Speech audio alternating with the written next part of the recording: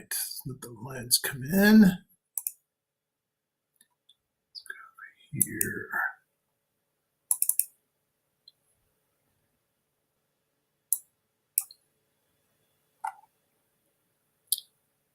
Oh, wait a minute.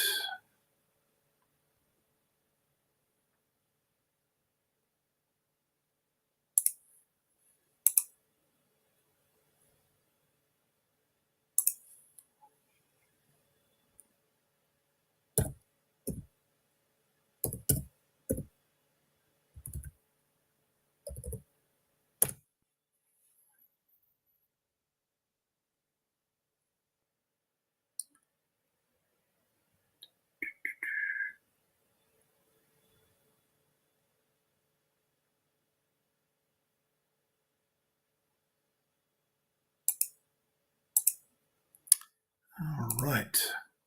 We got a few people in the house. Let's go over the chat. Hey, Pat. Hey, Jesse. Been a long time no see, man. Yeah, let's get ready to rumble. Hey, Loma made it in the house. She's not in timeout. We got, hey, Mr. Flanders is in the house.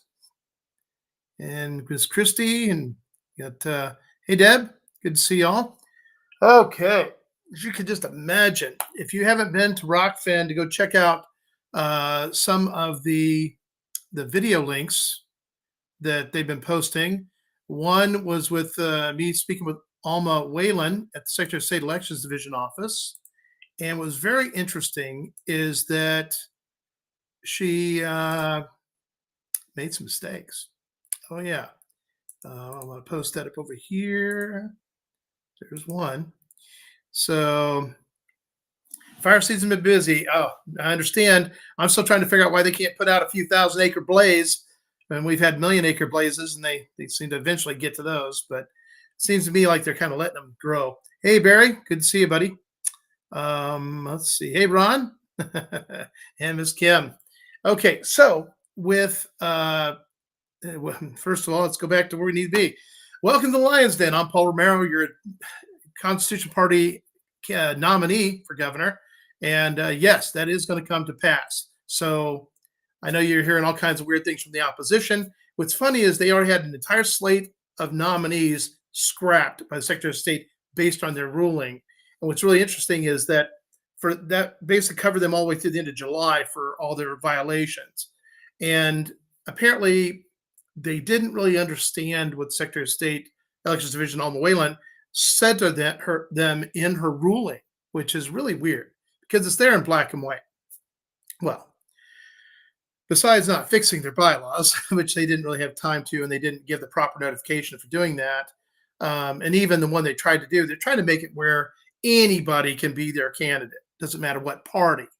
And they can't do that. And they were actually short on their time frames. So not to mention not everybody got to vote on that type of stuff. Again, they're still violating the same laws, ORS 248.009 and .012, as they've done in the past, were already convicted of. That's why their electors got scrapped. So now what's going to happen is the same thing.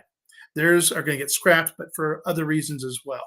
And that has to do with ORS 65 and the ability of the members of a nonprofit organization, including a nonprofit Constitution Party of Oregon, basically call a meeting, recall their officers, and elect new ones. Now, there's something else in that ORS 65 that was very interesting, is that for nonprofits, there's a maximum of 5 years here in Oregon that you can be in a given officer position. Okay? Jack's been in his position for over 14 years as the chair of the Constitution Party. Therefore, he's in violation of that by 9 years. Okay. There you have that. So there's another piece of fuel on the fire. But anyway, when my wife and I went in and we spoke with Alma Whalen, we didn't expect to actually see her or meet her, but she was there. And she was very friendly. And we recorded the conversation, so there's no denying it. And that actually goes into our Moab. It's going to be going shortly after I get done with this broadcast with all the evidence, everything. But it goes to a whole lot of places. It's going to be going to Secretary of State Elections Division, Alma Whalen. It's going to be going to the director, Deborah Scroggins. She's Elections Division Director. It's also going to be going to the Secretary of State, Shemaiah Fagan. and to the Attorney General, Ellen Rosenblum. Yeah, it's this serious. But it's also going somewhere else. It's also going to the Government Ethics Commission. That's right. That's just how much evidence we have. So we're going to burn this candle at roughly about 5 ends, is what we're doing. And that should pretty much take care of the problem. Now, what's really interesting is Lucian, the new chair of the Constitution Party, he delivered by hand to Alma Whalen the SEL 110s for the legitimately elected candidates for office on Monday, roughly about 10:30 in the morning. That's the 22nd of August. Now, on the 23rd of August, some other officers, the recalled officers that have no authority to sign those documents at all, by the way, they turned in their SEL 110s, and then they turned in more on the 24th. Now, on the 23rd, their SEL 110s were posted to the Secretary of State website. Okay. On the 24th, those were then in turn posted on the Secretary of State's website. This shouldn't have happened. And when I spoke with Alma Whalen, she told me flat out that no, those SEL 110s are on her desk and that no decision has been made. Because, see, when they submitted their SELs on the 23rd of August, that basically caused an investigation to come about. It's already happened before. And they're going to lose this too. And it's based on the law. It's based on recordings. See, we videoed everything.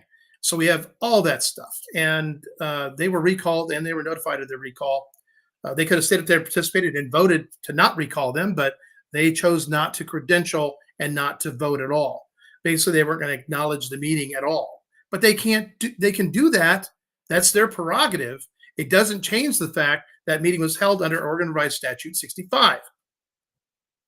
That's the catch-all. That's the safety net for the members of a given nonprofit. Without it, you end up with tyrants like Jack Brown and things like "Why I Can Tell You What to Do" type of pamphlets. I still can't believe he published that. So that was the first thing. She basically said that no, it's on her desk. And then I said, well, wait a minute. Well, why is that stuff on the Secretary of State website? And why aren't you removing it? And she really didn't answer those questions, which was very interesting. So she basically said it's all under investigation. There is no decision made. So, and this is what she said on the video. And that was on the 25th of August. So all these people claiming otherwise, well, guess what? Just because they happen to get their SELs 110s somehow put up on the website, well, that doesn't make it so. Sorry, guys. And with all the evidence and all the information, everything we have now, and here's the kicker. Their whole goal was to actually elect a bunch of Republicans for office. Donna's has been bragging about her 47 years as a registered Republican. Okay. Listen, I've been a Republican my entire life. And I only switched one time in my life to another party, and that was November 10th of last year. Donna says otherwise, but there's no evidence to support what she's saying. There's plenty of evidence to support what I'm saying. And I know what party I belong to. And I'm still patiently waiting for the full military records, service records for Donna and her husband, for the simple fact, what I'm starting to believe is that they're lying about a big part of their career. And if you can't show a DD 214, man, as a veteran, that you're taught that document, you must protect it with your life. Do not lose it. Make sure you have multiple copies. Make sure they're certified with a raised seal on them. I mean, I got at least 4, maybe even more than that, copies of my own DD 214s. I have 2 of them. One for my first tour and one for the second 6 year, first 4 years, then second 6 years. And any person, any veteran in the Navy, military in general, you protect your DD 214s and you have them available to present. Matter of fact, you're supposed to present them at the VFW if you become a member, especially if you become an officer. And well, apparently that's not happened. So more information will be coming out about that. But here's the thing. You still got to know your people. You still got to know who you're voting for, and you got to know your candidates. And I know it's frustrating because most candidates aren't just going to come out and tell you who they are. I get it. But that's part of the reason why I've done these lives for so long. What you have from the beginning is what you have now. The difference is I've done it more, so I'm a little more comfortable with what I'm doing. And although I wasn't able to get my Rumble to work today, I don't know what that's about, but we'll get it figured out. Let's see. What else we got over here? I don't want to miss anything. And of course, Oksana's in the house too. Miss Dina's here. And I'm sure her husband is right there with her. Hey, Carol, Miss Catherine, and Miss Catherine Kramer. Hello. And Miss Jennifer, she made it. Sweet. And Jay Slay, one of my most favorite people in Lake County. And Miss Terry Jones is in the house. That is Jace's mom. Hello, Jace's mom. And we got Tammy Roscoe in the house. And of course, one of my most favorite Constitution Party vice chairs, Shauna Vandervout. Thank you very much. And by the way, at that event that we had based on the Oregon Revised Statute 65, that gave us the authority to do that. And at that event, both Jack Brown and Roger Shipman had their opportunity to step up and defend themselves against the charges. Well, the fact is they couldn't defend themselves against the charges. They were found guilty. Okay. So they were being recalled for cause, not just somebody's willy-nilly, oh, we just don't like how you cut your hair. Nothing like that. For actual cause. But see, the cause is deeper than that. This party is called the Constitution Party of Oregon. That means the whole basis was the Constitution. And we had officers who were literally ignoring the Constitution, ignoring your rights. Oh, yeah. What we learned is with the Secretary of State's ruling, not only, and with that ruling, they were violating the civil rights, the voting rights of all their party members by their actions, basically from May 21st to the end of July. Okay. Everything was there was nullified. So basically all business that was held was negated. But apparently they didn't understand that. And also the Secretary of State failed to really detail that out in her ruling. Because what happens is everything they did in there, whether it was changing bylaws, electing new steering committee members, or nominating candidates, whatever it was, all of it doesn't exist. Gone. Okay? And you go back to what it was like on May 20th. And those steering committee members and what have you. Now, the problem they ran into, what they didn't realize what they did, is they didn't do that. Because, see, if they had done that, then that would actually put solid steering committee control in the power well of people that actually support me and support the Constitution. Because Lord knows Jack and Robert and Roger definitely do not. So basically, like I said, because they defended themselves at that event, that's still acknowledging the event. And when we read the ORS 65 and in detail explaining what allowed us to have this meeting as members, and I mean, we appointed our own chair for that meeting. That happened to be Lucian Blanson. And basically, that's how we ran it. No, was it perfect, Robert's rules? No, but everything was covered and it was all recorded, so we're good to go. We have our minutes, and that basically documents what actually happened in the meeting, which is also verified by the video. The camera doesn't lie. And we're going to just keep fighting this till the end. The nice thing is that because we're having to bring in the attention of so many people, because Alma Whalen, in her lack of vigor to address this issue quickly, it should have been already addressed. Already addressed, done, in the can. But it's not. Do we give up? No. Do we have a way to fight? Yes. So, with this right here. That's right. And this 24-hour notice and demand, Secretary of State elections complaint. And this is actually a complaint against Alma Whalen and in regards to all that's transpired. And it goes through the entire, all the stuff that needs to be known. And then also this will go to some other very important people that will also weigh in and basically tell them, fix this now. You have Oregon Statute 65. They held the meeting. They did it correctly. It's done. Correct the Secretary of State website. put the correct nominees. So here's a warning that somebody can maybe spread to Edward Renfro, because I sent him polite texts and he didn't end up not responding once he found out it was me. Very simply this, Edward, you actually won your nomination for House District 1 in that meeting, in that event, that nomination convention. And as such, that was conducted by the members. And as such, you need to get your SEL 110 in to one of the new 4 officers. And one of the new 4 officers, that's Lucian Blancet, Shayna Vandervout, and Shane Gamble, and then also Ray Biggs. Any one of those 4 with a notary can sign that document, and they will make sure it gets in.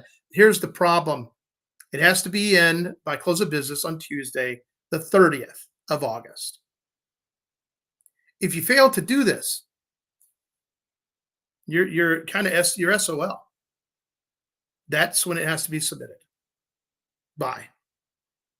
And you can think whatever you want.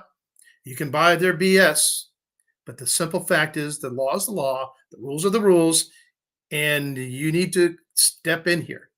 Okay? If you don't, you're literally going to have been nominated, and then because of your own lack of due diligence, you will fail to be a candidate. So that's my warning. I'm going to send it to your sister too.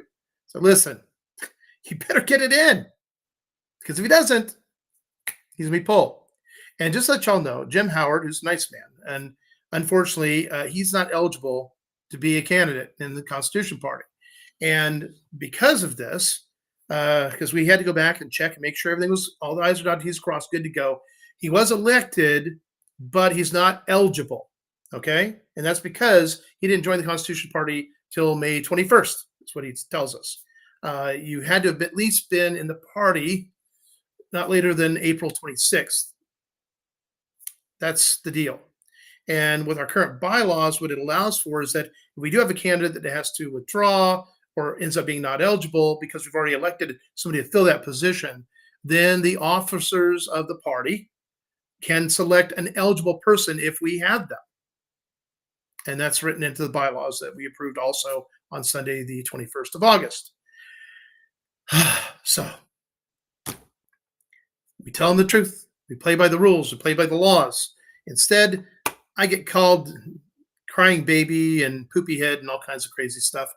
But that doesn't bother me one bit. Now, one thing I thought was rather intriguing is that I went to the Paul Moore event on Friday, the 20, I guess it'd be the 25th, 26th. Yeah, 26th. And we were there to support him as a constitutional sheriff, a candidate for Marion County, and still support him. And we met the goon squad. Yeah. And they ran up to me, and they included Tammy Hatfield's, Tammy Hatt's husband. Yeah. And then some other guy, I have no idea who he was. It looks like it might be a biker type dude, serious tan. And they were like, you have to leave. You were not invited here. Well, first things first, I guess I should have said this, is that this is a public place, and I can be here anytime I want.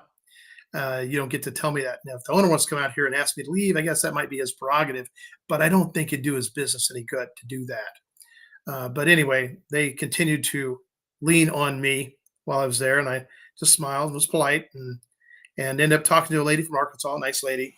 And Mr. Hatfield there decided to really come down. And I finally told him, I said, listen, I was actually asked by Paul Moore this morning to please attend. And guess what? Here I am at his behest. So, got a problem with that? Go talk to him. So they go running off. Well, then later, only Mr. Hatfield comes back, and he hovers over me. And then he actually ended up harassing the woman that I was speaking with. Dude, are you mental? Could you not see that woman was like, didn't want to hear anything out of your mouth? No? Couldn't see that? No. You're blinded by whatever rage, whatever vindictive nature you have, whatever problem you have. And I say, number one, you better get over it. Number two, don't do that again. Okay? Not only were you encroached on my space and hovering over me, that's my space, but you're harassing not only me, but this lady who's from Arkansas. She's a traveling nurse working at the state hospital. Nice lady. Not happy about how many people are dying in the hospital, apparently. Wish I could have carried on that conversation, but Mr. Hatfield made that rather difficult. So I said, excuse myself. And I went to Paul Moore and I asked him very simply, Paul, am I going to have to deal with your goon squad hovering over me and harassing me the whole time I'm here? He's like, what? No. I said, well, take care of that, would you? There you go. So I took care of that, I think. Either way, that's the kind of unprofessional psycho BS that sometimes we get to deal with. And, you know, it's there's gonna be some other things I think will happen next time. Because the other thing I kind of wish is I wish Andre would have been a little closer. She could have actually recorded that. Because, like I said, don't make him famous, make him infamous. That's right. It's only fair. So we got to fight fire with real fire, with Moabs, which this is big Moab. So anyway, this will go out, like I said, after I get off here, and there's about 20 or 21 attachments that go with it. So basically everybody gets informed of exactly what's been done, what's been said, actual emails, even video links, so they can go look for themselves, right? That camera don't lie. I'll tell you what, I'm so thankful in this day and age that everybody has a camera. I really am. It's an awesome thing. Okay. So let's see. What else we got? Hey, Paul from Michigan. We got the Wolverines in the house. Hey, Mr. Richard, Miss June. Let's see. Did you watch any of the Moment of Truth? If you did, you should be signing up for the free app. Yeah, the Moment of Truth. I listen. I've been so busy with this. This letter alone, it's about 4 pages long. Took most of the day yesterday to get it drafted, make sure everything was perfectly right, dates, times, individuals, everything had to be perfect and in chronological order, so it makes sense. And spent a lot of time on that yesterday. That was my only real focus yesterday. And then today was finishing up, putting all the attachments that go with it so that I can basically just upload them, boom, boom, boom, send them. And then a copy of this will be delivered tomorrow morning personally to the Secretary of State Elections Division. Not sure what time tomorrow morning, but sometime tomorrow. Guess it depends on what time I can get up in the morning. We're still collecting signatures, and we're trying to prepare in the event that we have to pay for statements to be put in the voters guide, because again, there's a cutoff for this, guys. And the latest they can do any changes to any candidate statement stuff is September 8th. And that is the date that Alma Whalen gave us, that she had to make a decision by September 8th. Now, if she waits till then to make it, we got a big problem, and I walked them through the time frame it took her to make this decision that she already ruled on. It took 2 months for her to make this final ruling, even though she actually had about a couple weeks heads up on what was coming. Yeah, it's just not a good situation. It's also dereliction of duty, not to mention some other ethics violations. I've had to dive into ORS 244. Oh my gosh. Yeah, they got something for everything in there. That's for sure. Yeah, thank you, Terry. I'll tell you, something? Listen, I've been very, very at peace through all this and what I've been doing. I don't feel it's stressful. I don't, it's just been one foot in front of the other. Take care of what I need to take care of, submit what I need to submit and how. And so I'll have complete copies of everything for everybody when I go drop that off at the Secretary of State's office tomorrow. You got to fight the fight the best way you can, guys. And the best part about all this is that the law is 100% on our side.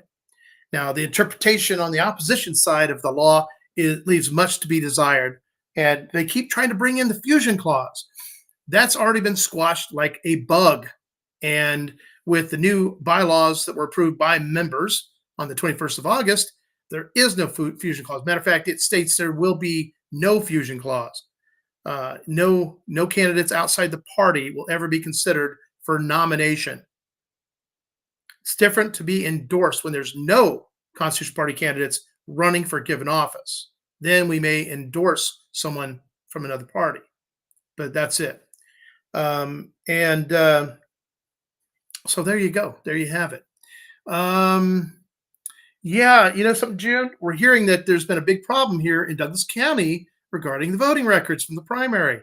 There's a number of people who ran as PCPs, had many, many people vote for them, and they came back with a total count of 2. No. When you know all the people that have voted for you, and there's, hey, I'll go to the county clerk, tell them, yeah, hey, listen, I wrote them in. Why aren't they the elected PCP for my district? Because you said they needed 3 votes, they only got 2. Well, that's odd. So apparently, there's definitely fraud in Douglas County. Now, we like to think of Douglas County as a Republican-heavy, controlled, above-board type of county. No, it's not. And more stuff will come out about that. The machines are guilty of the fraud because the people, nobody can work out an algorithm here. No, they can't go in and look at an algorithm and figure out what comes in and what gets printed out. They can't look at that and see that. Nor would I really expect them to. However, there needs to be somebody that we can trust to do those things, make sure algorithms aren't there and changing the votes. But a rigged election is a stolen election. That's right, Miss June. Absolutely right. It's been canned so I can watch when I get the import. Believe me, I will get to it. I promise. Right now, we've just been trying to keep our head above water for all this stuff. And also, we've been preparing, like I said, to make sure we get a candidate statement for both the U.S. Senate candidate, Michael Stetler, and myself, because you got to be there. But one thing I will say is this. Once we get on the ballot, okay, we're going to win the state of Oregon. They know this. There's elements out there fighting against us even being on the ballot. And unfortunately, obviously, within Secretary of State Elections Division, there's some definite corruption going on in there. With all that we have now, it's the only thing that makes sense. And we also found out in talking to other people there in the building is that they've been talking a lot about Constitution Party candidates. And there's been whisperings about how they're trying to prevent these candidates from being on the ballot. Myself and Mike Stetler, Caleb Abel, and then Thomas Zoll. He's our legitimate and legal replacement for Jim Howard. And Jim Howard should have registered as a Constitution Party member back in February when he came to the party asking to be considered for that position, to be as a candidate. And anybody can be a candidate, So that's how that goes. Let's see what else is going on. I've been so focused on this. What day is it? That's right, it's Sunday. Something I'm going to reiterate to all of you guys. The strongest weapon in this world is the truth. And that's because the truth is indestructible. It is there. And if you have to scream it, yell it, whisper it, speak it, whatever, you have to speak that truth. And the thing is you got to be fair and honest about it. See, as governor, to be a governor, I got to represent everybody. Now, I know we've had governors have no intention of representing everybody. We've seen that, we've witnessed it, we've experienced it. And it's got to change. So what's funny is those that are still in opposition to me being even a candidate for governor, ask those people, number one, show me your proof about everything you've claimed about Paul Romero. You lie out nonstop. We got that. We know what you're lying about. But still, you got to back up what you say. And if you can't back up what you say, then sit down and shut up. The next thing is, if you don't want him, even though he stands for all the things you want, okay, everything he's committed himself to do to be as governor, you like that, you want that, but you just hate his guts to the point you don't want him in office. Then who do you want? You will truly cut off your head to spite your body. Yeah, it makes no dang sense. There's some mental people we're dealing with here, guys. Hey, Wanda. Thank you. Oh, Miss Tammy's in the house. All right. What do I think of Drazen? People are voting for her because she is against abortion. Well, first of all, she's not. She flip flops a lot. She's been for it, but she doesn't really like to talk about it. We know that she is not pro Second Amendment. She supports gun registrations and all the red flag laws and all that type of stuff. She is not a constitutional person. She just isn't. And you have to go back to her voting record. We have some TikTok videos out there that detail the records of Tina Kotek and Christine Drazen and Betsy Johnson. None of them are viable candidates for Oregon governor, for Oregonians. It's just how it is. Let's see. But no, Drazen, she's not going to win. She's a marshmallow. Listen, guys, if you take a kindergarten teacher, first year kindergarten teacher, but then you transplant her into a high school, say sophomore, junior year high school in LA. Yeah, that's what we're dealing with here. She's probably a nice lady, but she's a marshmallow. She's not gonna be able to do the heavy lifting that needs to be done for our next governor. Let's see. Current dictator calls herself governor. Yeah, I know, Barry. Believe me, she's not represented any of us. Yeah, that's right. Christine Drazen did vote along with the other two versions of Kate Brown 2.0. Vote to put tampons in the boys' bathrooms. Yeah, she's squishy.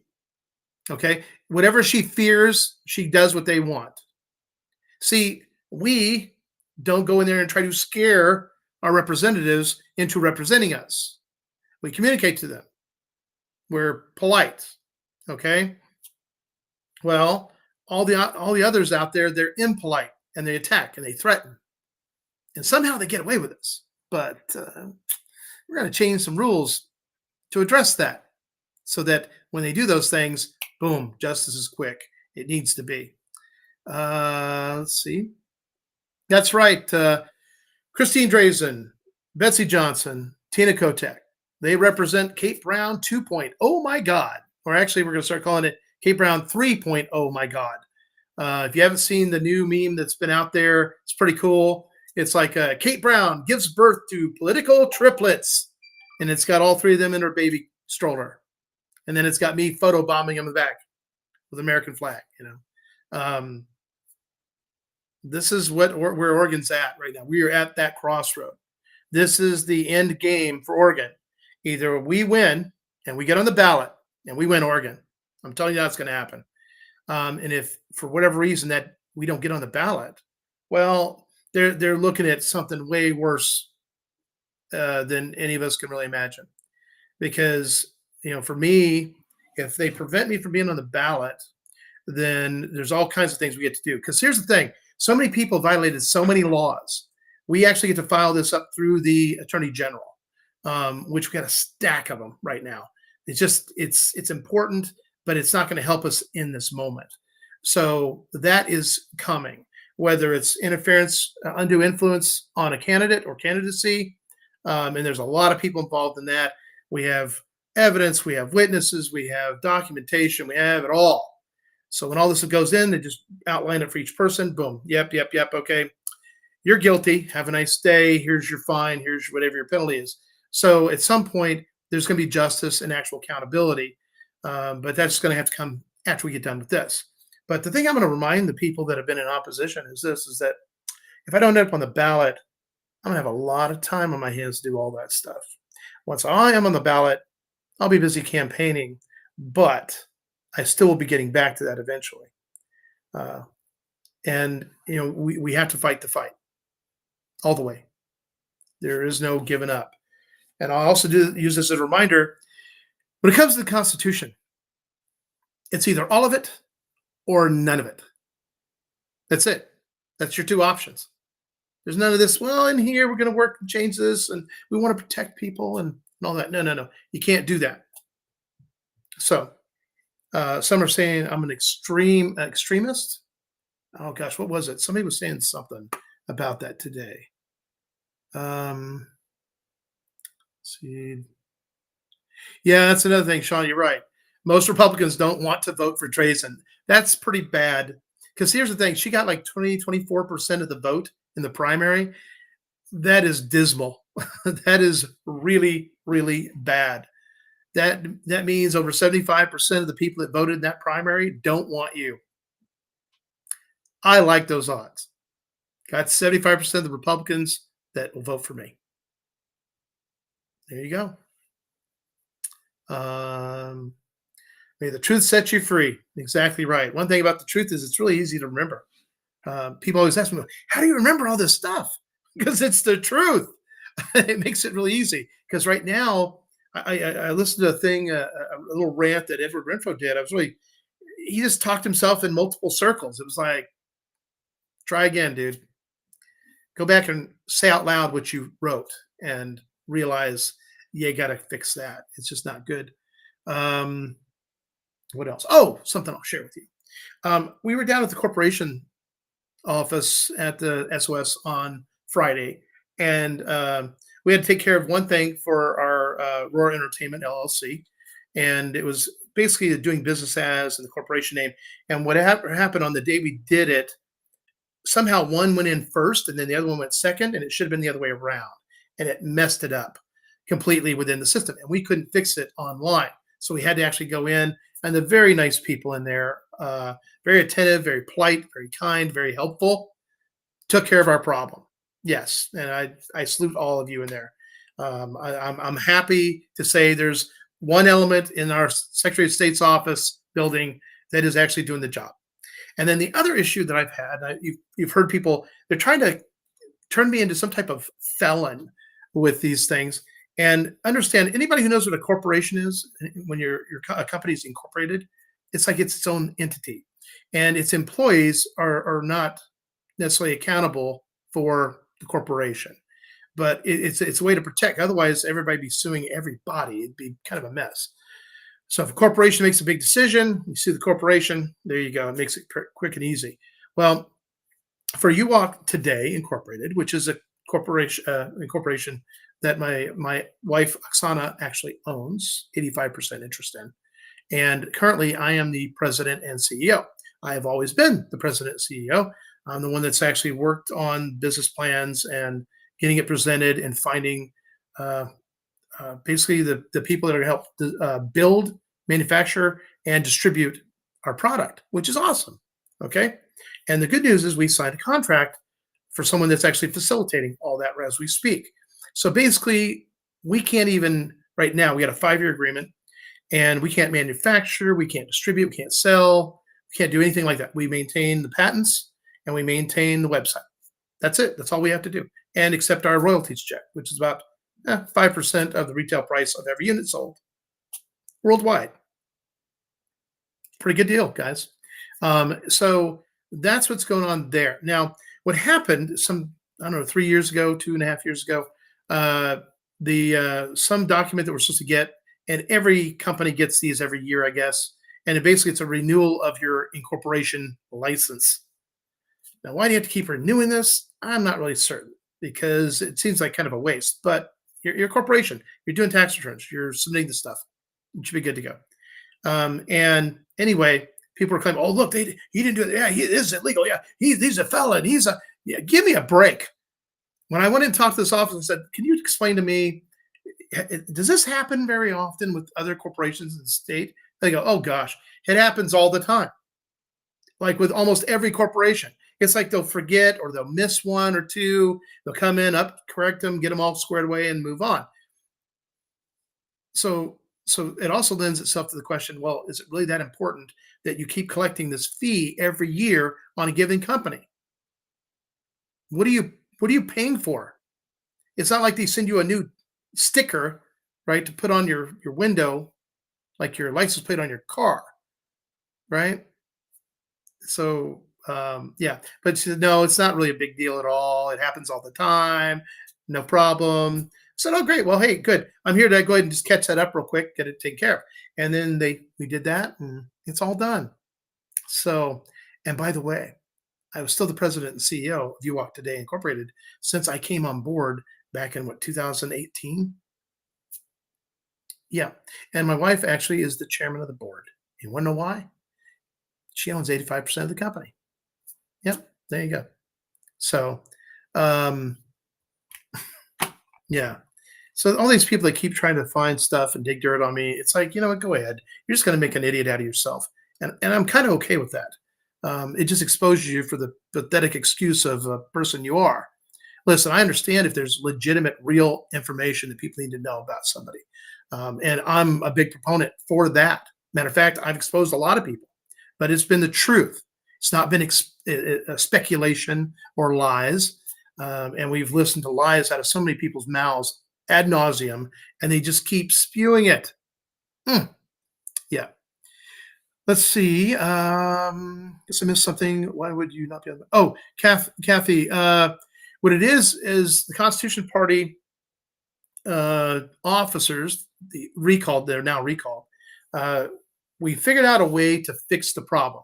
Even if the Secretary of State hadn't ruled on my complaint about them violating state law, violating the rights of over 5,000 Constitution Party members, et cetera, et cetera.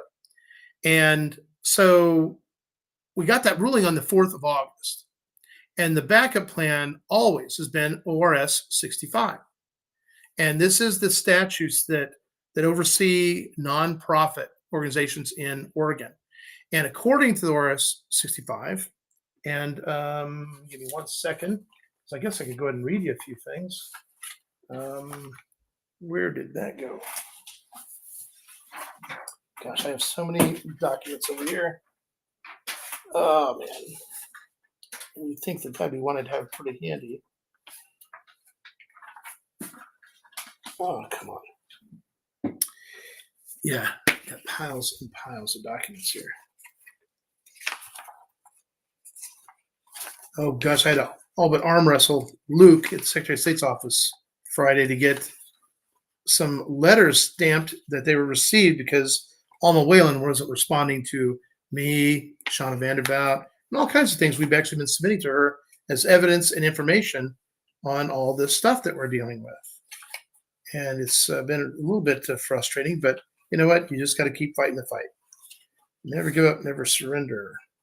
That is going to be, oh, there you go. Look at that. Hold on. Okay, this one here. This is UWalk Today, Inc. That's right. Acknowledgement letter filed on. Status active. Registered agent Paul Romero. President Paul Romero. 2 words for the opposition. Bite me. That's as polite as that's going to get, guys. Let's see. Oh, here we go.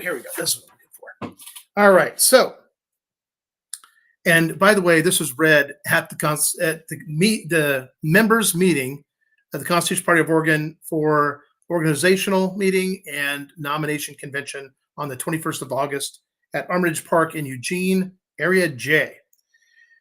Okay, rights and obligations of members. Unless a corporation's articles of incorporation or bylaws provide otherwise, members of the corporation have the same rights and obligations. The articles of incorporation or bylaws may establish classes of membership with different rights or obligations. Rights that members have, unless the corporation's articles of incorporation or bylaws provide otherwise, include rights to remove directors, as provided in Oregon Statute 65.324. Quorum requirements. Unless the articles of incorporation or bylaws provide for a higher quorum, votes represented at a meeting of members constitutes a quorum. I'm going to get into that in here just a second. So then we also read 65.244 voting requirements. Unless this chapter, the articles of incorporation of the bylaws require a greater vote or voting by class, if a quorum is present, the affirmative vote of a majority of the votes represented in voting is the act of the members. Terms of directors generally, this is point 314. A corporation's articles of incorporation or bylaws may specify the terms of directors, except for designated directors or appointed directors. The term of directors may not exceed 5 years. In the absence of any term specified in the articles of incorporation or bylaws, the term of each director is 1 year. Directors may be elected for successive terms up to 5 years. 65.324, my favorite. removal of directors elected by members or directors.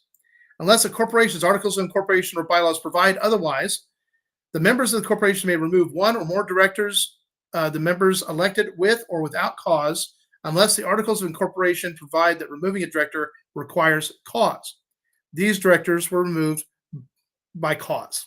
Okay, that would be the ruling on case number 22-046, my complaint. We won.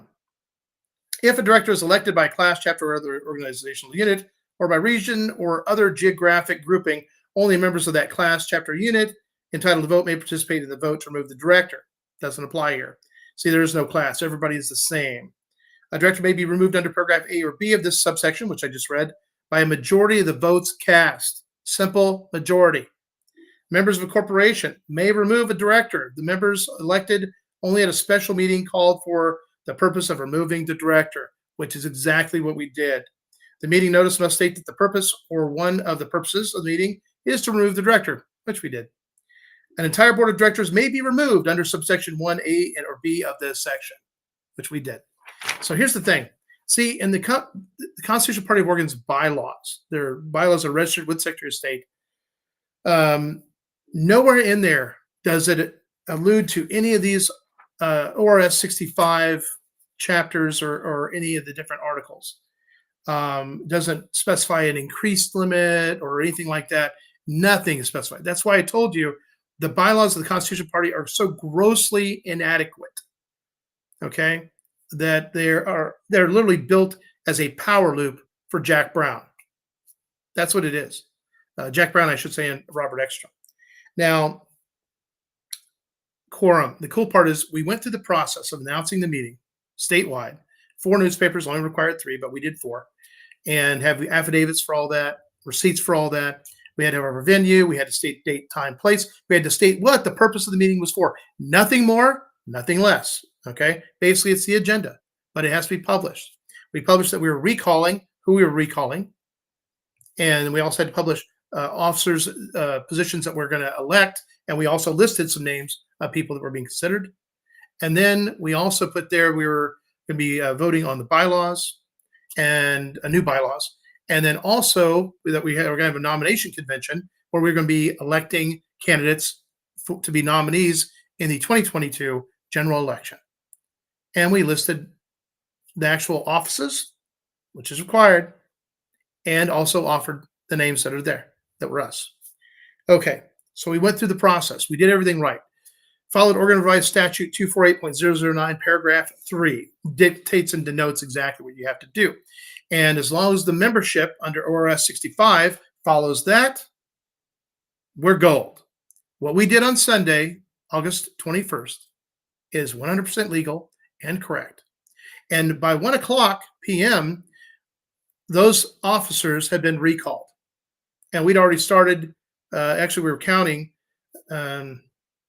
the actual nomination election of the new officers, which was announced shortly after that. And then they were notified that they were recalled. And see, here's the thing. They were trying to conduct their own nomination convention down below. That was not a members run event. That was the Constitutional Party of Oregon officers that were about to be recalled. And so they're running their own little nomination convention down below, but it's not legitimate. It's not legal. And any argument we get in a court, we get anywhere, that's going to come out quick and easy.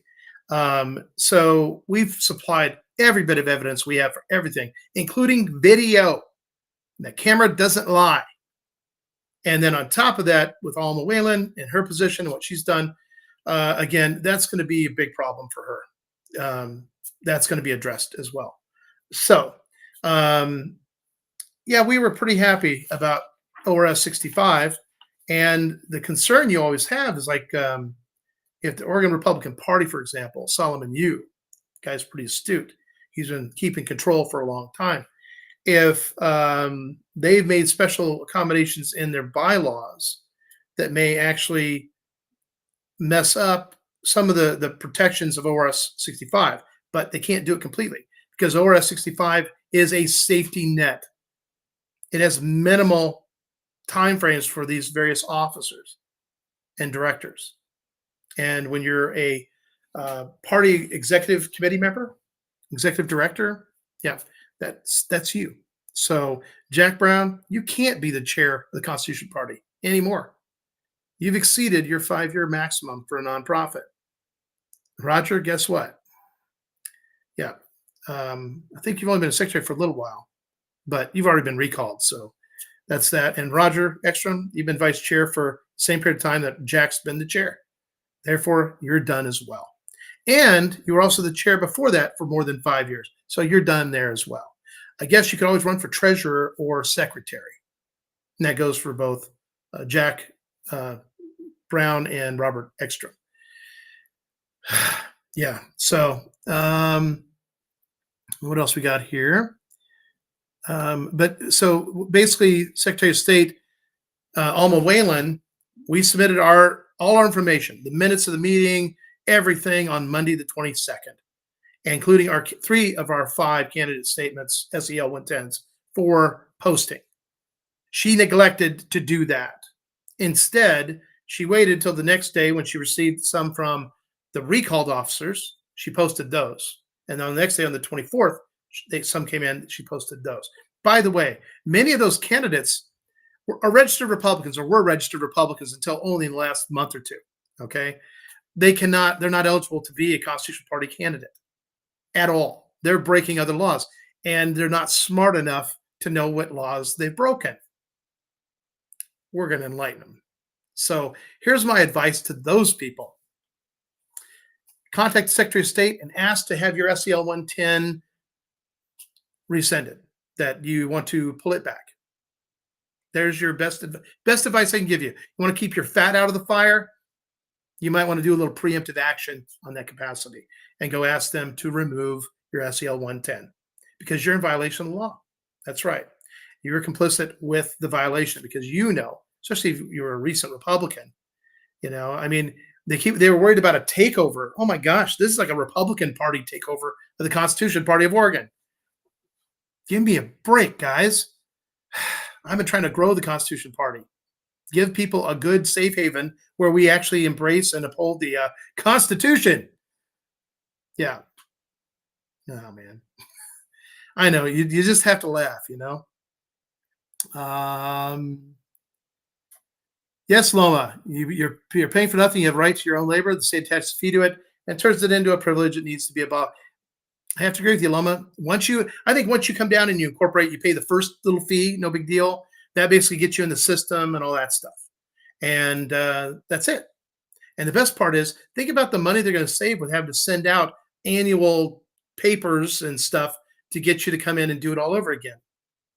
It obviously isn't all that important, because if it was, they would stay on top of people. They would harass you to get it done. So it's just another revenue stream, and it doesn't need to be there. So yes, something else we're going to eliminate. Oh, this is going to be a lot of fun, guys, but we got to get me in office first.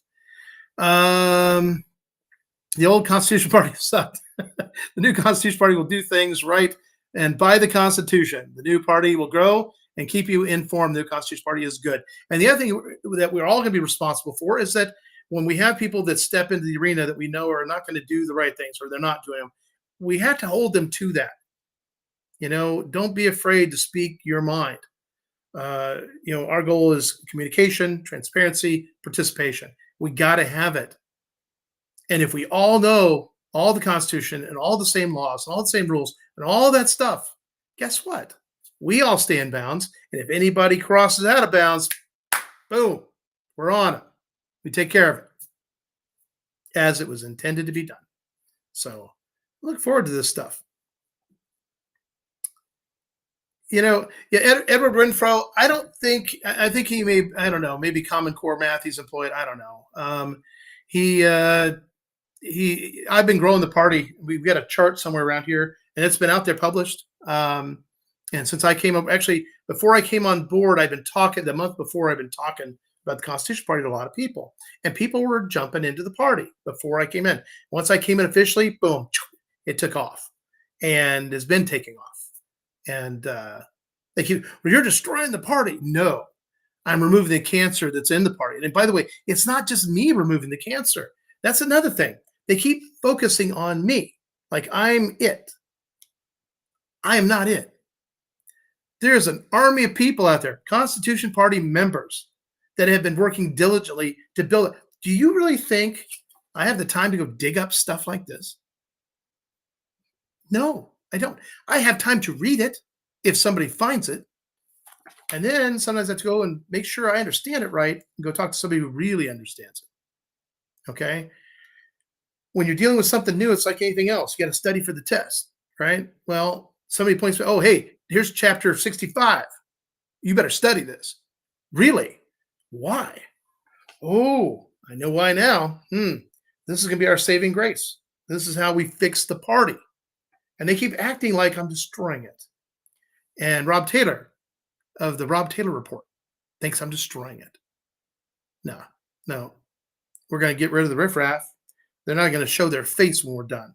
Like I said, don't make them famous, make them infamous. This is going to be an awesome example of exactly that. Let's see.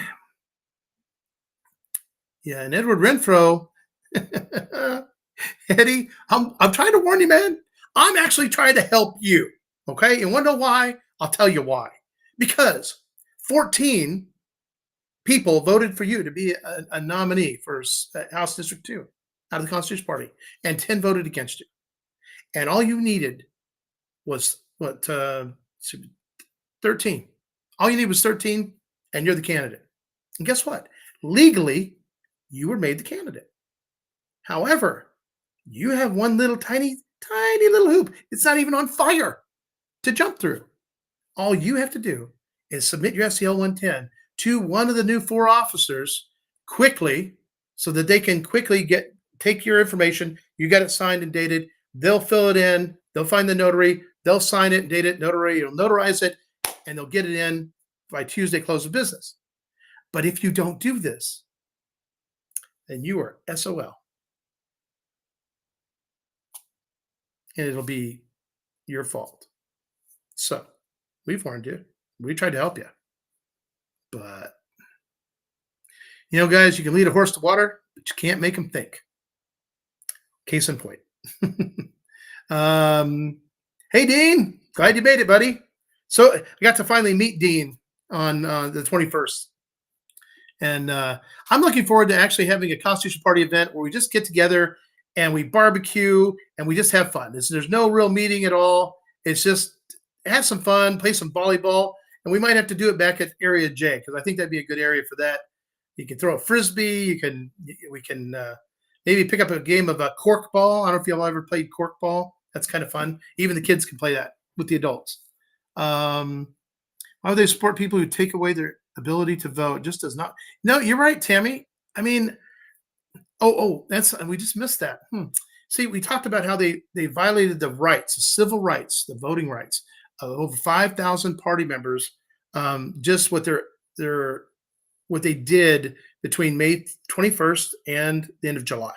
Okay, and by doing that, but here's the thing: the truth is, they've been violating all of our civil rights. Anybody who's been a Constitution Party member from its inception to present day, your civil rights have been violated by these people, these core group of people. Yeah. And they are okay with it. Oh, and their supporters like Laura Barker, Angela Haidt, and Angie Vandenbos, and Edward Renfro, and Chris Tuff, him who doesn't know who he is. These people support the violation of all of our rights. I don't know why anybody listens to them. I really don't. If that's what they support, which is self-evident, then that's a problem. See, one thing is a lot of people didn't know Eddie. Eddie wasn't really up there to mingle with anybody or talk to anybody. And I think people kind of got into the spirit of things and said, we got to get these people elected. We got to get them nominated to get them in office. And I support that. Listen, I experienced, and so did Michael Stetler and other people, what they call undue influence. And it's a violation of Oregon Revised Statute 260.665. And it's one of the many things in there. But if you unduly influence somebody's candidacy, ability to be a candidate, and a whole lot of other things. Basically, you're breaking the law. So, and by the way, yes, I do have complaints into the Secretary of State in regard to this very thing. And that actual complaint was never acknowledged. Now, something else Alma Whalen said on video, if anybody sends me a complaint through the email, I respond to them and let them know how they need it, if it needs to be changed or if they need to do something else, I notify them. That, my friends, is a huge lie that can be verified by actual emails, because you send them to the right people and you get no response. You get no case number. Nothing. Yeah. So there's a bias going on in Secretary of State Elections Division office. There's not even a question. Now, somebody I ran into at Paul Moore's event, I get to speak with a little bit, and we're on good friendly terms, you know. And I see him as being somebody that's going to be helpful to Oregon. I do. And he mentioned, I said, you know, they're doing everything they can to prevent me from being on the ballot. They don't care who they get in, as long as it's not me. They fear me. He goes, you're dang right they fear you. He said he heard from people inside Secretary of State Elections Division office that they're actively working to prevent me from being a candidate for governor. That got my attention. So there's a question I could ask this person. Do you want to be a witness or do you want to be complicit?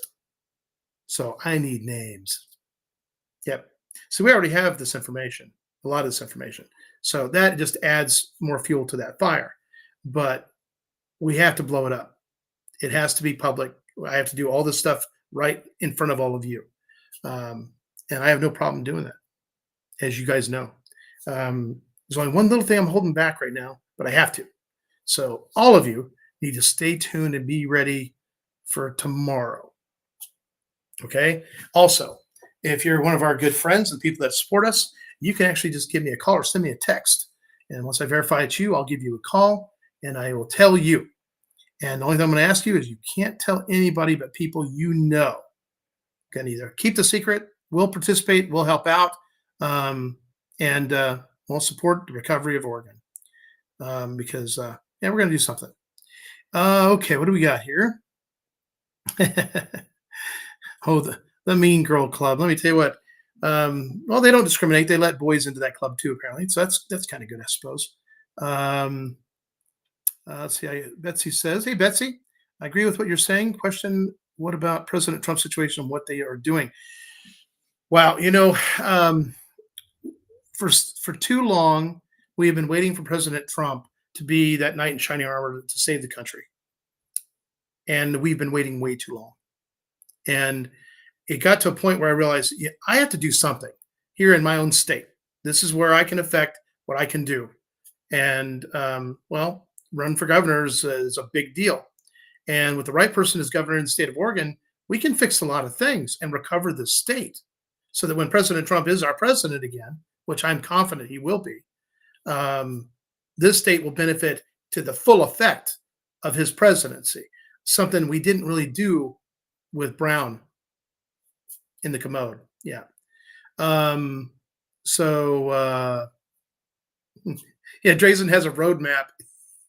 Here's the question. Can she read a map? I'm not thinking she can. Maybe she might have it upside down. I don't know. But it's kind of funny because see, they can't use my contract with Oregon. It gives credence to me and my contract with Oregon. So she has a roadmap. You know, somebody else is going to have a notepad. I have a notepad. Here's my notepad with Oregon, you know. And apparently her roadmap has not helped her since she's been in the legislature. See, let me tell you something. If I was the legislator in the legislature here in Oregon, say the House, and I would learn everything I could learn about every single one of them. I mean them all. And then I was going to leverage the daylights out of those people. Oh, yeah. That's what I'm going to do. And that's what I would do. Because here's the thing. If I'm already outnumbered, they control the House. They're going to do whatever they want anyway. Well, then I'm in a state of battle, right? I'm at war at that point. Christine Drazen, come on. I'll bet you money the woman has never been in a fight, a physical fight in her life. She's a sweet, nice lady. Okay. That's who she's always been, probably, right? So, and if she ever had to get in a tussle, she probably wouldn't do too well. And that usually alludes itself to the fact that they've not really done any fighting. I know a lot of guys. I was first in the Navy. Most of them have never been in a fight in their lives. Heck, a bunch of those guys hadn't even kissed a girl. That's what happens when you end up with a bunch of geeks and super brains. And so for me, I was kind of the experienced guy across the board. And yeah, that's another fun story, but we'll say that for another time. But the thing is, she is trying to copy it in some way. The problem is she can't give any answers. She can't give you any solutions at all. I can give you multiple because I understand a lot of these problems are very dynamic and they require multiple approaches simultaneously. And that's the best way to actually accomplish it. When you're doing a project, you don't just look at one part of the project and do that and go, okay, it's done. Okay, now let's do this part now. And then this, no.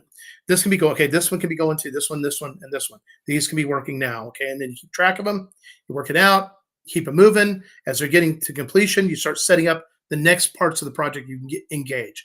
Not one at a time or none. Well, I'm not sure what we're going to do today. If you ever say that as a project manager, you're done. You better always know what you're going to do. Yeah, it's kind of interesting. So, but like I said, Trump, he can't really save the country by himself, as Barry just pointed out right here. Thank you, Barry. He can't save it by himself. And the fact is, all of us have to help. All of us have to fight. Every one of us. And for my campaign, what we're doing,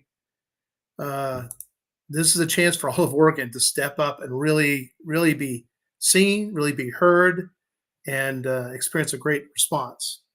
Once all the states and its elected officials lead that according to the Constitution, which I'm going to do. This is not an overnight accomplishment. With what I am learning, I feel the midterms may be delayed to January. Well, they may or may not, but do me a favor. As they say, don't speak negativity or evil into anybody's life, right? See, I'm trying to speak good things into Edward Renfro's life. This man has been, rude, mean, ugly, nasty towards me for a long time, okay? Unless it benefited him, okay? And for me, I can take Eddie or leave Eddie. It's not a big deal. But the simple fact is, Eddie, I'm trying to speak some good stuff into your life, man. You better pull your head out, get your SEL 110 in now. You can even email it. If you need an email address, send me a text. I will give you the ones you need. So you can send it to them, and then they will get it notarized and get it in by Tuesday, okay? There, I'm speaking good into his life. And the thing is, Eddie, I'll say this. Eddie's he's a patriot. He's not a veteran like me. I'm a serious patriot. And I'm willing to go to battle again. But the fact is that he's kind of a wild card type of guy. He's an intense kind of guy. And he's not afraid to get in there and scare the bejesus out of people, right? Or try to scare them anyway. And sometimes you need that catalyst in that environment to really get everybody else up off their seats. And then you get the super smart people engaged, and they feel like they're kind of protected and that they might be able to actually do something. And then they step up. And so for me, with Christine Drazen is in the legislature being outnumbered, but she went along to get along, right? That's what she did. It's what she did. She didn't want to be harassed by Antifa or BLM. So she voted to defund the police. See, that is a coward, okay? You don't vote because of fear. You vote because it's the right thing to do. If you vote out of fear, you've failed the people that put you there. So Christine Drazen, you failed. You were a squishy marshmallow. You're not going to work for this state. And Tina Kotek, oh, she's a beast. She's mean. I think we've all seen that on TV. But the simple fact is she can't hold her own either. Not with what she's going to be up against. And Betsy Johnson, I have to wonder when the first heart attack's going to hit. She won't be able to handle that either. Let's see. What else we got here? Let's see if I still would like to support you and your. Well, thank you, Betsy. I appreciate that. Well, if you go to the website, Romero Romero for Oregon, ROMEROFROREGON.com. You'll find my information. You can always mail check. We have a P.O. Box, Romero for Governor, 1224 Northeast Walnut Street, number 177. That's Roseburg, Oregon, 97470. And I'll get someone to type that in out here. There we go. 1224 Northeast Walnut Street, number 177. Ooh, it's kind of a cool number, huh? Yeah. 7471. Now, I also take the time to remind y'all, see, we've not really taken in very many donations. I think we're up to maybe $16,000 total, and that's been over a period of, gosh, over a year. So we don't spend a whole lot, but we've had, business cards and paper and ink, bumper stickers, signage for the car, other signage, tablecloths, all the stuff we need to promote the campaign. Every bit of it. Matter of fact, all money spent for gasoline came out of my pocket, but I can use company campaign funds for fuel wherever I'm going doing campaign stuff. But I try to do it all on my own. Okay. And we don't use it to pay, hotel accommodations for myself or food for myself or my wife. The only time we do accommodations or food is if it's for one of the support staff. That's it. And there is no payroll, none. And that's why we're able to do it so cheaply. So it's a very lean machine. And the basic expenses will be signage, the big signs for the roads, and TV commercials, some radio spots, and then all of you. That's what it's going to take. And I know we can do it. I know that this is going to, everybody, when they find out that I am going to be a nominee, they're like, oh my, thank God. Oh, thank God. This is the right reaction, guys. This is going to be, everybody is like, oh, woe is us. And then all of a sudden, boom, they have an option. They have a choice. And it's important for us to make this happen. Let's see. Go back up here. Okay. Yes, Misty, God's plan. Listen, all I told God is very simply, I'm going to put one foot in front of the other. No matter what happens, I will keep doing that until the end. And even then, I'm going to keep going. Your help is appreciated. And if you got a better plan than anything I'm working on, let me know. I will do it, and that we've had to make adjustments here and there, but so far it's working.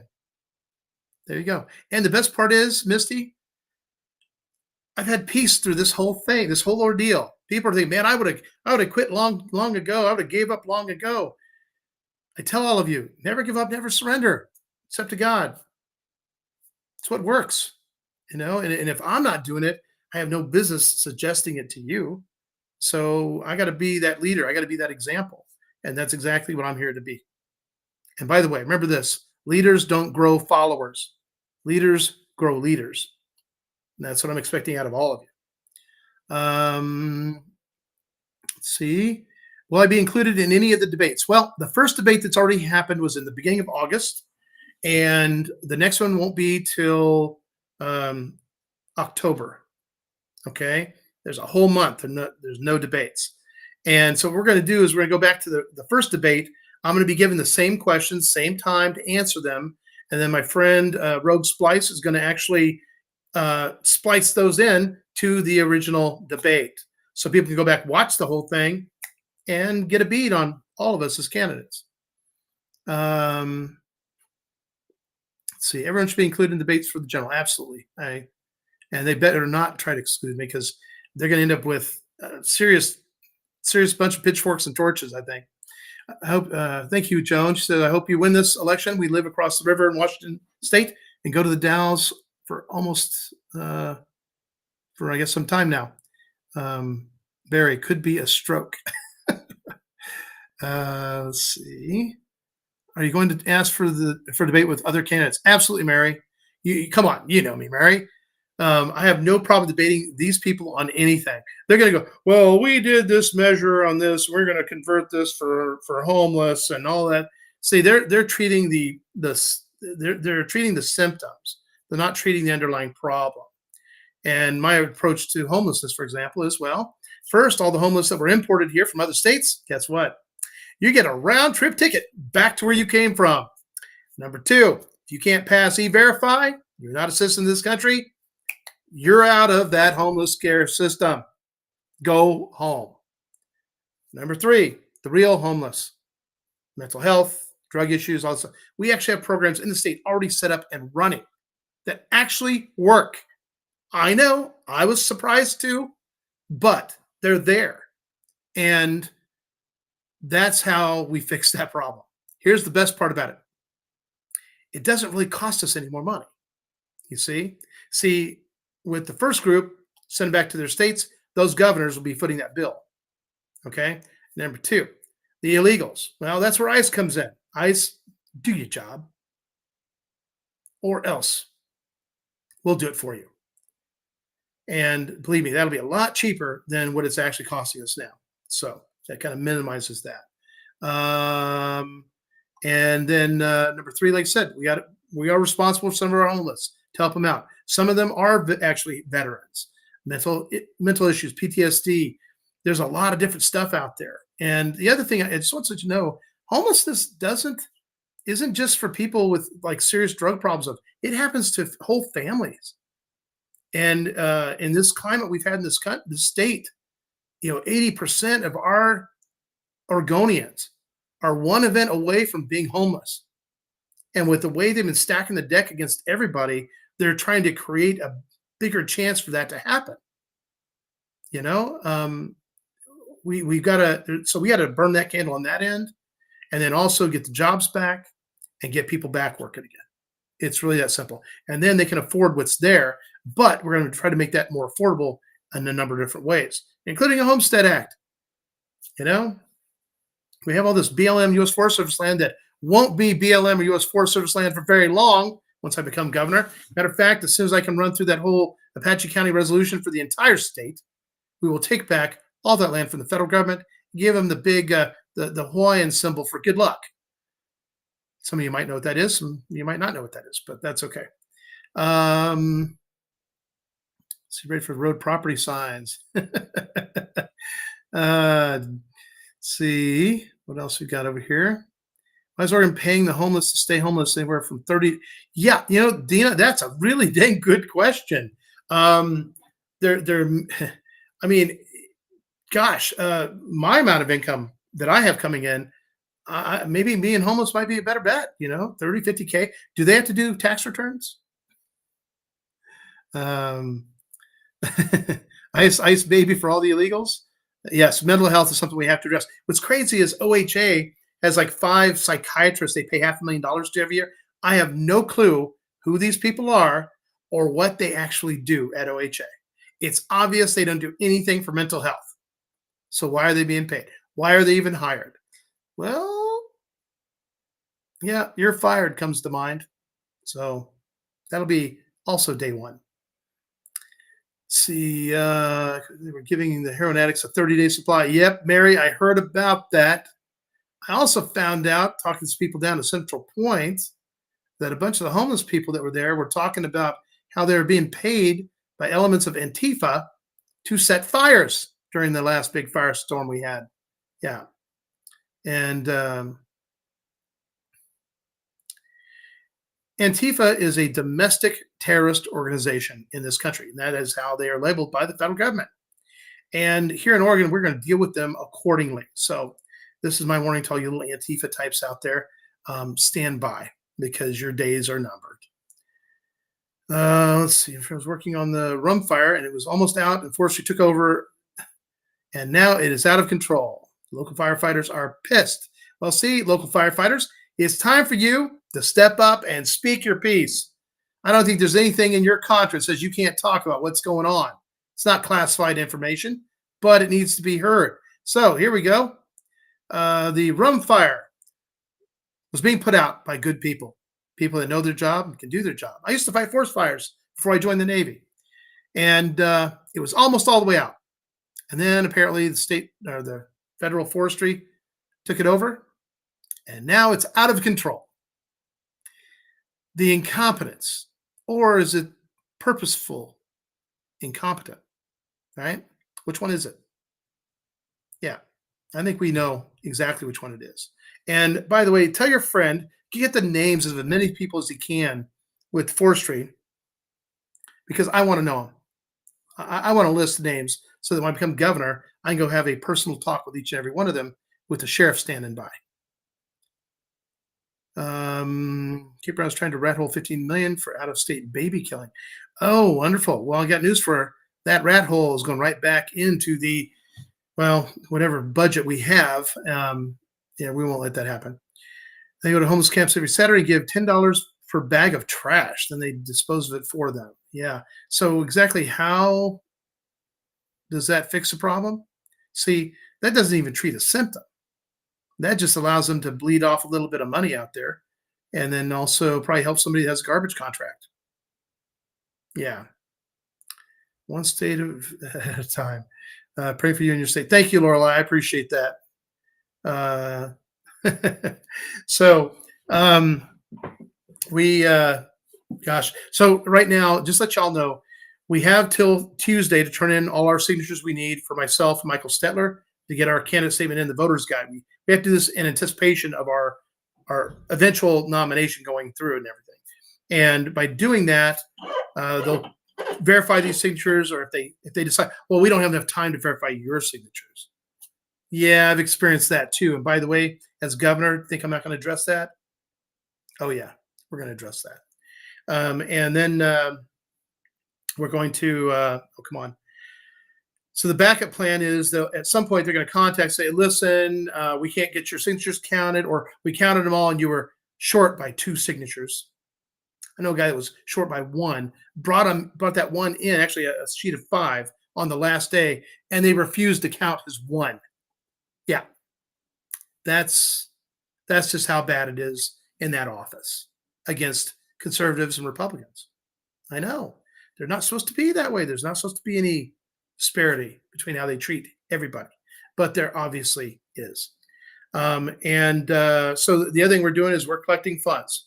We have to generate about $3,000 a piece. In the event that we can't do that, it's going to be tight. It's going to be close, but we're going to make it happen. So if you have the ability to donate or contribute to Michael Stetler or myself for that, please do so.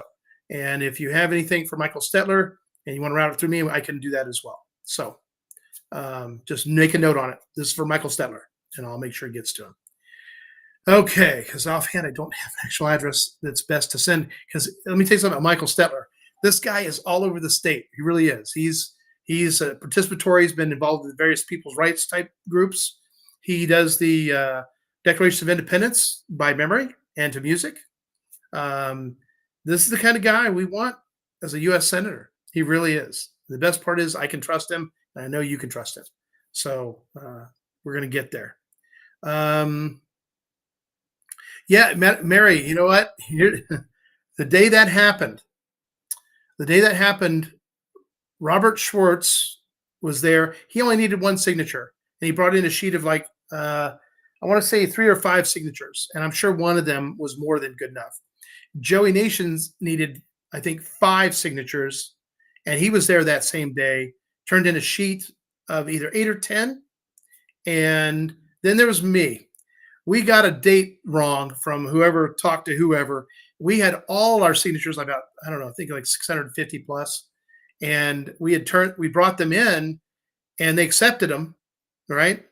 But actually, they were fighting us on accepting. So, well, the person that dropped them off there was like at 4:45, and the person took them, went into the back, finally came out with Alma Whalen, and it was after 5 o'clock. Says, well, we can't take these now. It's after 5.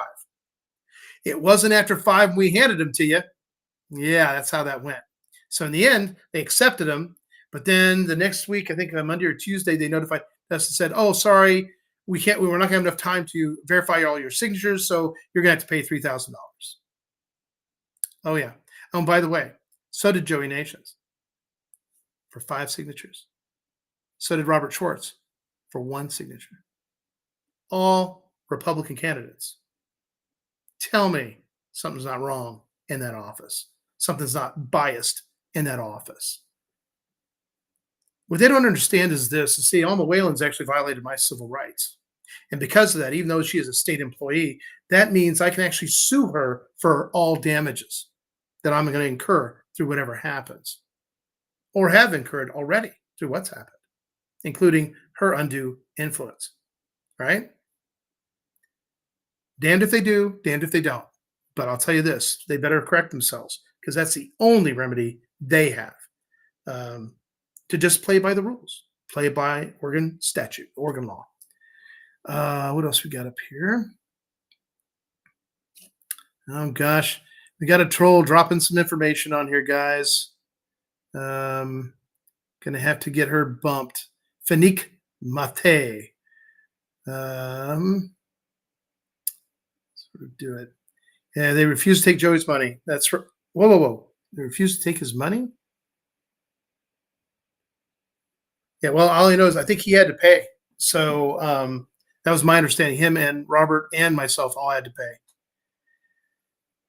He told them to file a complaint. Yeah. Yeah, ridiculous. The cool part about it, though, is my picture, my stuff ended up right next to Donald Trump. Same page. Yep. One of these days, I'm going to get him to autograph that page. And then I'll autograph mine too. There we go. So where are we at? We're about, wow, gosh, we're an hour and a half in already. I really want to at some point here in the future start diving into the contract with Oregon again, because that's what needs to be our focus. We need to talk to people and spread that around. But please go to the website, romerofororegon.com, and you can learn about the contract with Oregon. By the way, that version is not the complete version. There's more that's been added to that. And like I said, we're kind of waiting for this final little result. Once we get that, we get to engage it. We get to have a big event. We're going to probably do it right here in Roseburg at the Clamshell in the park. We're working on a date for that. And also, there's little PJ. I know, little PJ. He's a golden lab. He has been basically, he is up for adoption, but it's through an auction process. This is an AKC registered and papered golden lab, and really cute puppy. I got to meet him last weekend, and I got a little love mark here. And anyway, he just a cute little puppy. He's about 10 weeks old right now, and so we're hoping to set up this event within the next 2 weeks, and we'll actually announce to everybody about the auction. You don't actually have to be present to bid or present to win. You just have to be able to pay whatever you bid should you win that. By the way, these dogs normally go for as much as actually all his puppies go for at least $1,200. They all have all their shots. They're up to date on everything. They're all extremely healthy, good to go. And little PJ is just too dang cute. So there you go. So be looking for that, and we'll get that out as soon as we have a date, because we have a flyer already ready, but we just need a date and the location, which I got to firm up. Other than that, folks, thank you for being here. We got to get more people here. I know there's a lot of people still waiting, hanging on the edge of their seats, know what's going to happen. But the thing is, we just got to share it with people. We got to get more people in here, because this is where they're going to get a lot of good information. Yes, Dina, we will definitely do that. And part of that, see, that's like an auction process. People actually make a bid on the dog. And if you're bidding $1,200 or more, one of his dogs was bid up to almost $3,000. So, these are people that can afford that type of dog, and they intend to use them as that dog is intended, hunting and what have you. So anyway, but thank you all for being here. It's dinner time for me, and never give up, never surrender. That's the other guy's problem. And together, unified Oregon, we can win this. We're at a major tipping point, and it's already sliding off. It's already happening.